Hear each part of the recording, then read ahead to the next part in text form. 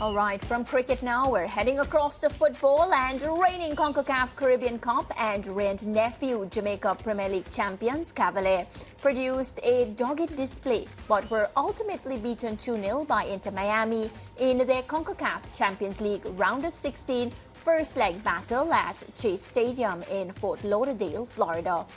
Cavalier, who missed a number of chances in the first hour and had a goal ruled out for offside, were made to pay as goals from Tadeo Aldini and Luis Suarez propelled the home side to victory, even without star player Lionel Messi, who watched from the stands. Well, the second leg will take place at the National Stadium in Kingston next Thursday, a match that I know our guest for this segment is particularly anticipating. So before we get there, we have our follow-up from yesterday's show where we spoke to the president of the Jamaica Referees Association, Valdin Legister, about the strike action which forced the postponement of the JPL matches on Sunday and Monday. So, of course, joining me this afternoon, CEO of the PFJL, Owen Hill.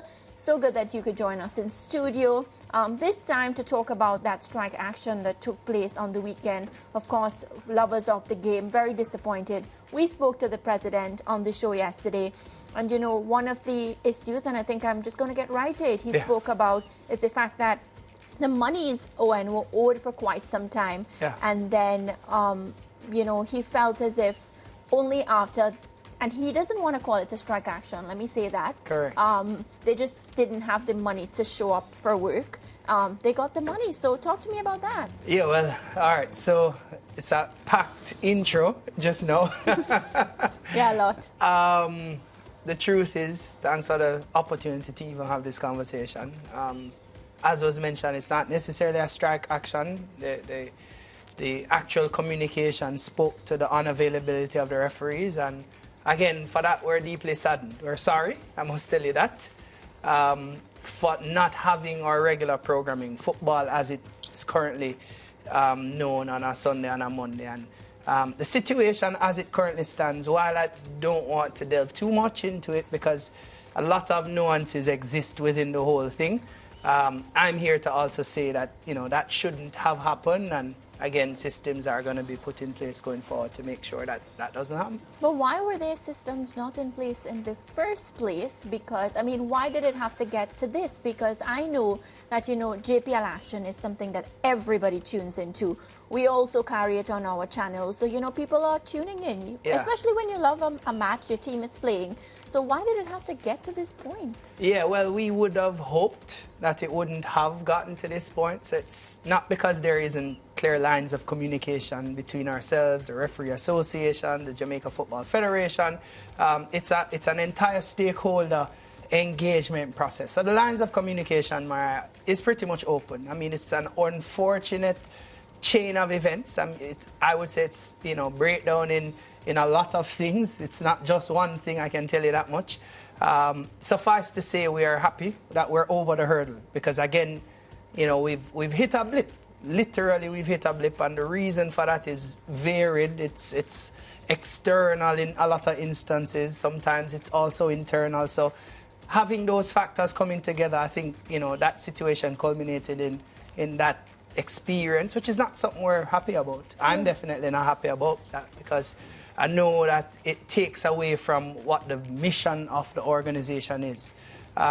We are always trying to professionalize an industry, an ecosystem that pretty much was non-existent for quite some time. Yeah. So a lot of what we're doing right now is building. You know, you ever hear the term, you're flying the plane and you're building it at the same time? That's literally what is happening, I can tell you that much. So a lot of our efforts have to be in the construction of the industry, but also in the promotion and the sustainability of what is being built as we go along. So we're not happy about the whole thing, and I'm not, you know, in any way feeling, we are saddened, I must tell you that. We're saddened, and we hope that it doesn't happen going forward. Systems will be put in place, of course, and we hope that those systems actually stand up to scrutiny when the time is right. You know? And yesterday when I left that interview, I felt as if, Valdin, as president of the Referees Association, he and his team felt a bit disrespected. Do you want to speak to that? Well, all right, so let me say it publicly too. I'm sorry. We are sorry. PFGL is sorry. Anybody who feels slighted, any grouping, specifically in this case the referees, we are not particularly happy about the whole situation. And again, we hope that systems will be put in place. That's not something we are comfortable with. Again, we were very strategic even in what we say because we wanted to put something in place before we come and say anything. We're not on the defensive. And again, it's an industry we're building. It's very difficult, I can tell you that much. But, we still go on and, we are where we are. We're back in match weeks 39 going on to 40. Yeah, and we are happy that we're able to see actually. Jamaica Premier League football again. Right. Were the referees right to take the position they did? I don't think it's in my position. It's not my purview to say you're right or wrong. That decision was taken in a collective kind of way. And, we had to find a solution. Again, it's one of the crucibles, as they call it, the crucibles of management and leadership. A lot of it, I'm telling you, is learning as we go along. And like I said, history plays an important role in what is happening now. So if they feel some type of way, again, I'm using the opportunity to actually extend that olive branch to say we are in this industry trying to build it together. We'll use every effort to help you be a part of that too. One of the things I found interesting, Owen, when this came up, and just listening and reading, and seeing individuals speak about this issue, they were surprised. And you know why they were surprised? I actually found that to be a good thing that they were surprised. Yeah. Because the PFGL in recent years has been run so well, things seem to be going so well, and then this.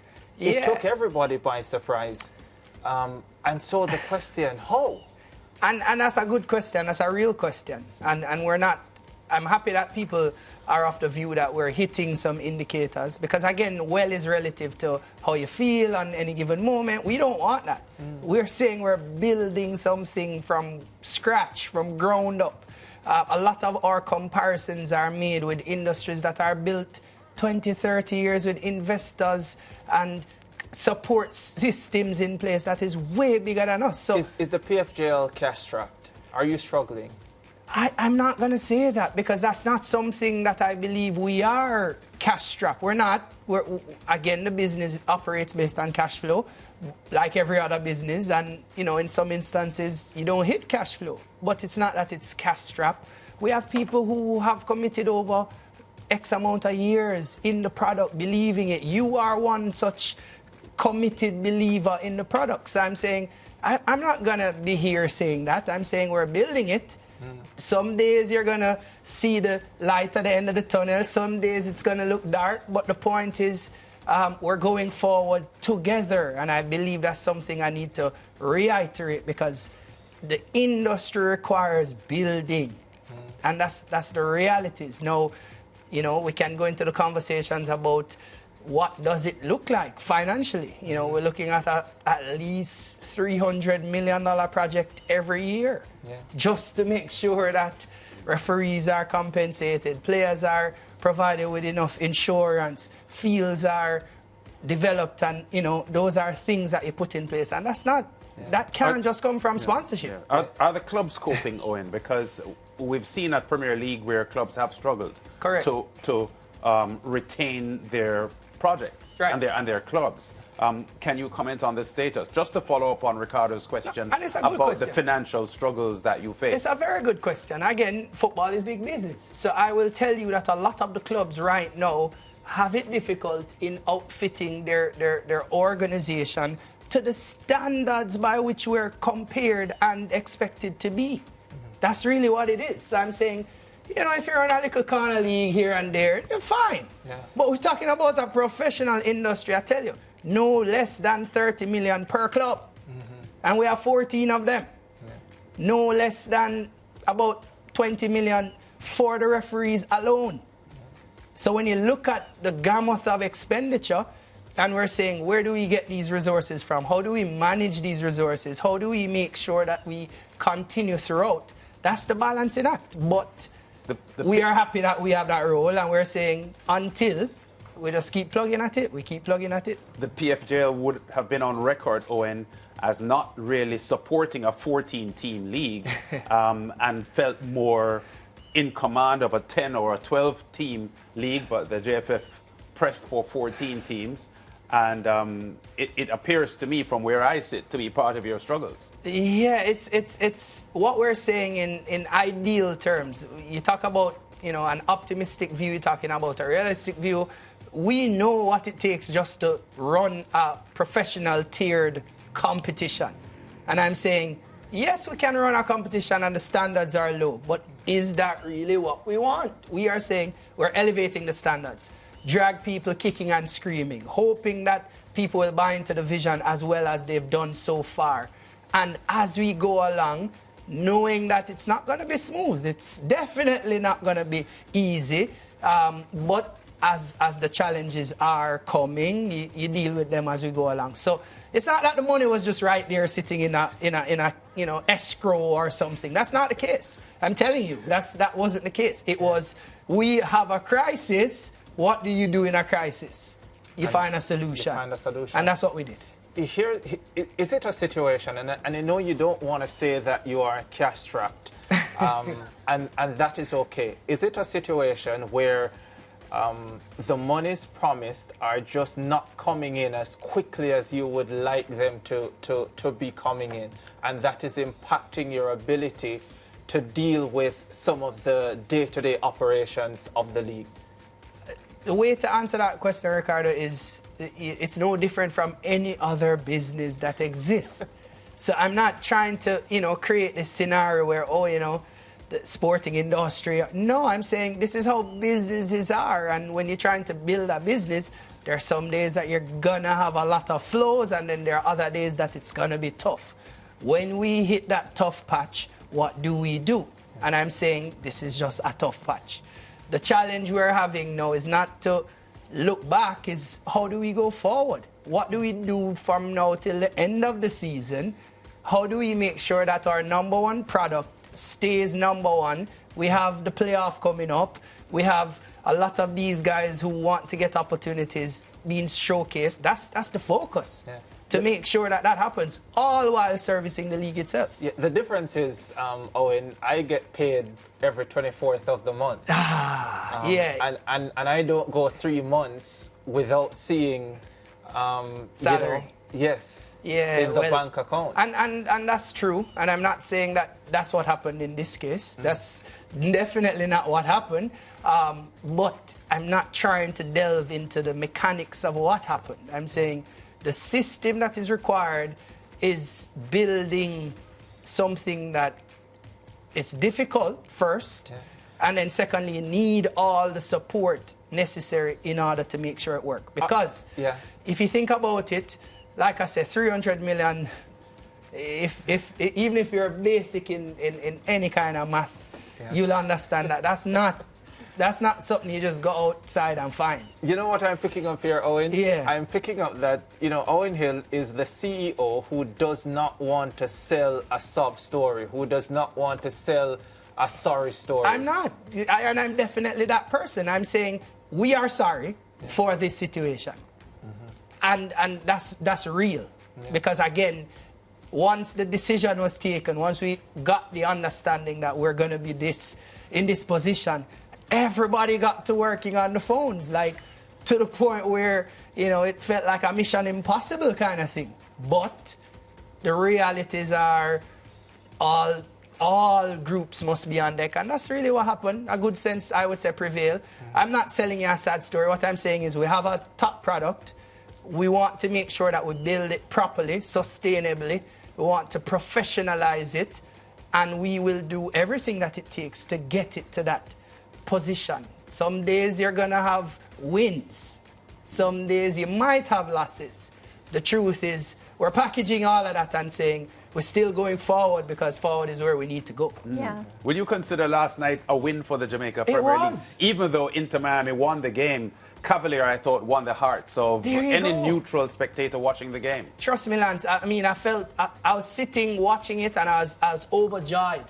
And it's not because of the style of play, and I'm not going into the, the tactical nothing. I'm just saying, I know what the Jamaica Premier League is. I know what Cavalier Soccer Club is. I know that for us to be competing at that level, at, I would say, arguably the tip of the top of the iceberg within our hemisphere, then it speaks massive growth to the Jamaica Premier League. Yeah. Yeah. Had there not been a Jamaica Premier League, then there would have not been a Cavalier Soccer Club at the round of 16 in the CONCACAF Champions Cup. So I'm saying, for us to have more of that consistently, every year we're looking forward to this, then I think the industry itself, the Jamaica Premier League as a whole, with all the players, must be coming forward. Because again, look at where the referees are. They are one of the groups that have accelerated fastest within the CONCACAF region. Yeah. Because there was a Jamaica Premier League and you are officiating in it and that kind of thing. CONCACAF's rankings of the Premier Leagues in the Confederation currently has the Jamaica Premier League at 10th. It's the only league from the CARICOM region that is in the top 10, and it wasn't as good before. This is a climbing 10. There you go. And I would suspect that based on last night's effort and what happens in the return leg on Thursday, that Cavaliers' solid representation of the Jamaica Premier League could see the Jamaica Premier League getting a boost in its rankings and the CONCACAF Premier League ratings. It will. Again, the permutations have always been sent to us. So we knew that this was a part of the strategy. For us to have a solid league, then we need to do well in these type of tournaments. For us to do well in these type of tournaments, we need to have good teams. For us to have good teams, then we need to have a good league. For us to have a good league, then we need to have good stakeholder groupings, referee, commissioners, coaches, physiotherapists, players. So I'm saying it's really just peeling it back and saying, hey, how can we have this happening going forward all the time? And I'm saying, I think we're building it. We're not perfect. We're not where we need to be. But are we better than we were 5 years ago? Yeah. I think the answer is unanimous. And just to make it, to qualify the point that we're making here, Owen, is that Inter Miami have raised their rankings in CONCACAF clubs to number 3. Correct. Cavalier are ranked 96th.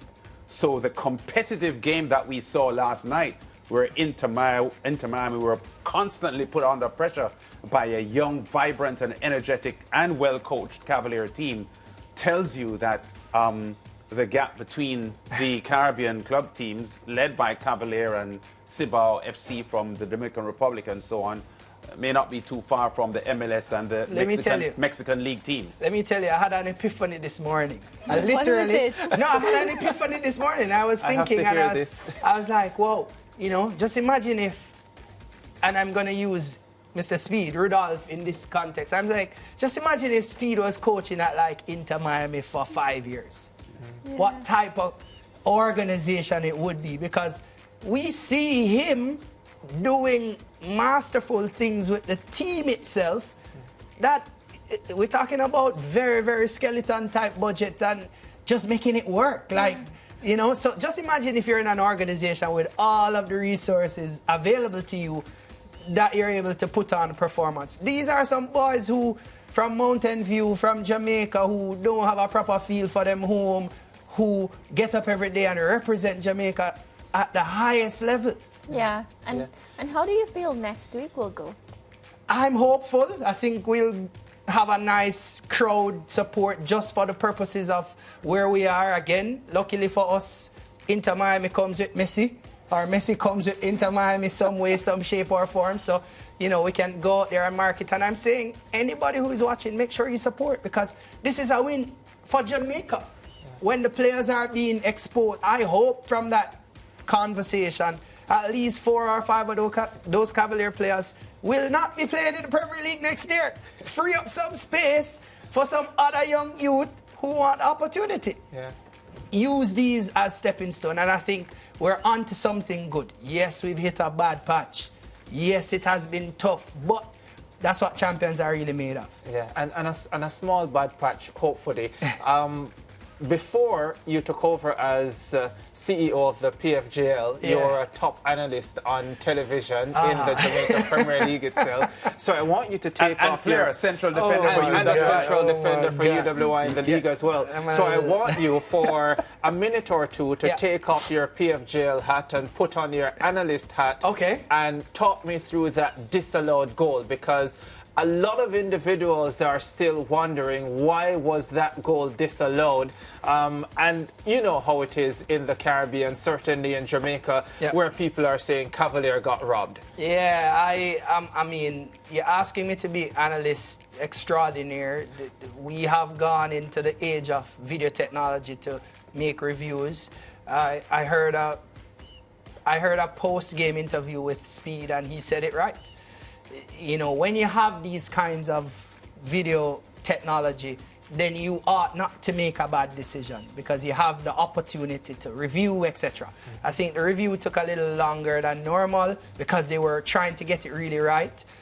It was super marginal. I would give the benefit of the doubt to the attacker in this case because, again, that's kind of like the general feeling that you want to.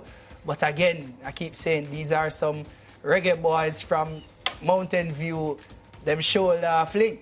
It's going to be difficult for them to get calls like that against a tough Inter-Miami team in Miami. Yeah. You know, it's a little difficult, unfortunate, but come next week, I think it's going to be rocking at the National Stadium. I have one more question for you, Owen. Yeah. When are you going to be running for Parliament? I'm not certain what Parliament you're talking about, but again, I'm doing my job. I think we're very clear and focused on just getting it done. Don't feel like it's always like this, I must tell you. We have constant battles within the boardroom because the truth is a lot of passionate clubs are within the ecosystem and they want to see it go forward. So Cavalier is flying our flag right now. You have Mount Pleasant, you have Montego Bay, you have Waterhouse, you have Arnett, you have Portmore, you have Dunby. We have clubs that have done it before and want to do it, and we're competing against the Trinidads and the Dam Reps and the. So it's a bigger vision. I'm telling you, it's a bigger vision. So I just want everybody to stay the course. Stay the course. Believe in the product. Support where you can. You know, in real ways. So if you see us come knocking on your door and say, hey, you know, support the next gen talent. Don't be afraid to invest in the future of Jamaica, and by extension, I would say the Caribbean. Mariah, a CEO who is brilliant at marketing as well. Yeah, he just sold on the show. All right, well, Owen, you know, always a pleasure when you could join us in studio. We much rather the studio visits than the Zoom. Thanks for that. And, you know, hoping next time we talk, it'll be about the monies that you're making. Yeah, for sure. I have something coming. I must tell you, stay tuned. We're going into the playoffs, guys, which is the hype part of the season. So I want everybody to get excited about, you know, where we're going. We're looking ahead. You know, the seas are rocky, but we're still looking ahead. Looking ahead. Well, Owen, thank you again so much, and we'll talk again really soon. It's now time for a break here on the SportsMax Zone.